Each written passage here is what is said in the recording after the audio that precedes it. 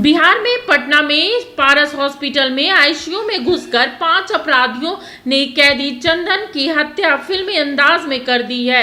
वहीं बिहार के उप मुख्यमंत्री विजय सिन्हा ने अपराधियों को जल्द गिरफ्तार करने का दावा किया है।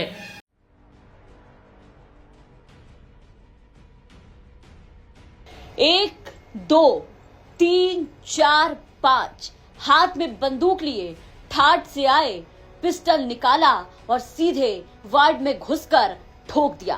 पारस अस्पताल में फिल्मी अंदाज में घुसे 5 अपराधी और चंदन मिश्रा की इस तरीके से हत्या की, उसका पूरा सीसीटीवी फुटेज अब सामने आया है। ये सीसीटीवी फुटेज देखने के बाद लोग हैरान हैं कि आखिर किस तरीके का राज बिहार में चल रहा है। सबसे पहले आप इस पूरे सीसीटीवी फुटेज को देखिए कि अपराधियों में किस कदर शासन प्रशासन का कोई भी खौफ, कोई भी डर का नामो निशान देखने को नहीं मिल रहा है। बिना नकाब के अपराधी पूरे ठाठ में लाइन से झुंड बना करके घुसते हैं और सीधे जाते हैं चंदन मिश्रा के वार्ड में, पिस्टल निकालते हैं और वार्ड में घुसकर सीधे ठोक देते हैं। हत्या के बाद बड़े आराम से एक एक करके सभी अपराधी निकलते हैं, पिस्टल को वापस से अपने जेब में डालते हैं और चुपचाप वहां से फरार हो जाते हैं।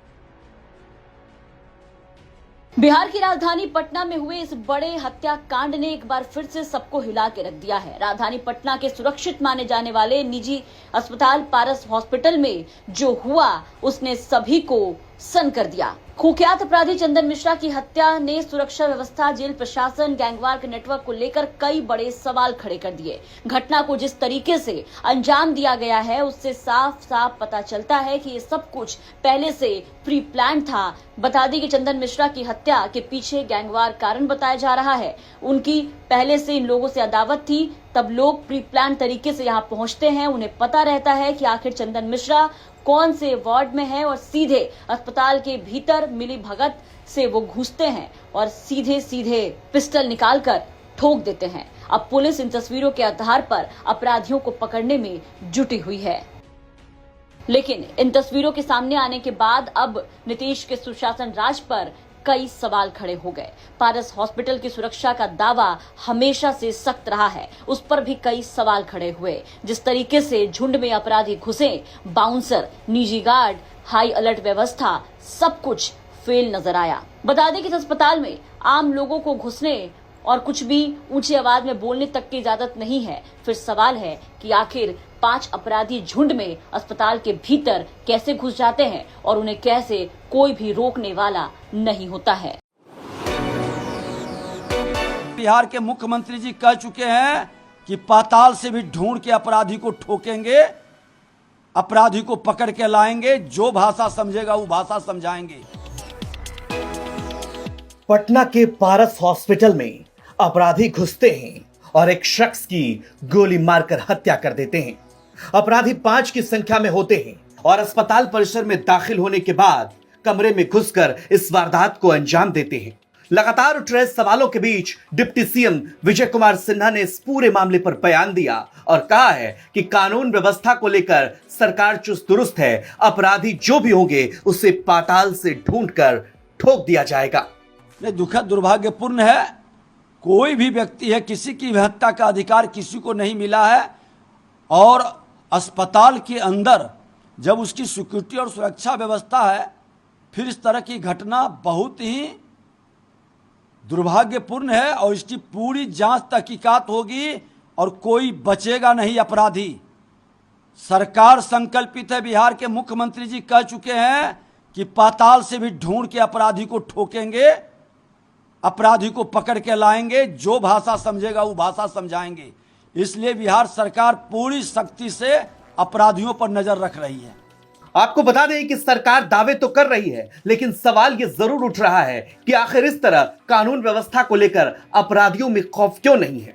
आपको बता दें कि जिस शख्स चंदन मिश्रा की पारस अस्पताल में घुसकर हत्या कर दी गई वो बक्सर का रहने वाला था। उसका भी एक आपराधिक इतिहास है। वर्तमान में वो बिल्डर था और फिलहाल एक मामले में जेल में बंद था, लेकिन पैरोल पर वो जेल से बाहर आया और अस्पताल में इलाजरत था। इस दौरान अपराधियों ने उसकी हत्या कर दी। लेकिन जिस तरह से विजय सिन्हा कह रहे हैं कि अपराधियों को पाताल से ठोक कर मारेंगे, देखना दिलचस्प होगा कि इस पूरे मामले पर प्रशासन क्या एक्शन लेता है, क्योंकि इस तरह की घटना ने कानून व्यवस्था को तो सवालों के घेरे में लिया ही है, साथ ही चुनावी साल में यह दिखाता है कि पटना वाकई अब सुरक्षित नहीं रही है। इससे पहले भी बिजनेसमैन गोपाल खेमका की अपराधियों ने गोली मारकर हत्या कर दी थी। आए दिन लगातार हत्या की वारदात हो रही है और सरकार सवालों के घेरे में है। ब्यूरो रिपोर्ट, बिहार तक।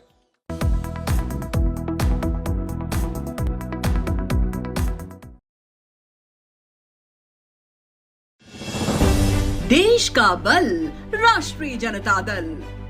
राष्ट्रीय जनता दल के 29वें स्थापना दिवस पर हम सभी कार्यकर्ताओं को हार्दिक बधाई एवं शुभकामनाएं। माननीय राष्ट्रीय अध्यक्ष आदरणीय श्री लालू प्रसाद यादव जी के नेतृत्व में हम सभी ने समाज के अंतिम पायदान पर मौजूद वंचित, सदियों से शोषित, पीड़ित, पिछड़े और नीति कर रहा है और आगे भी करता रहेगा। सभी राजद कार्यकर्ताओं को पुनः स्थापना दिवस की हार्दिक बधाई एवं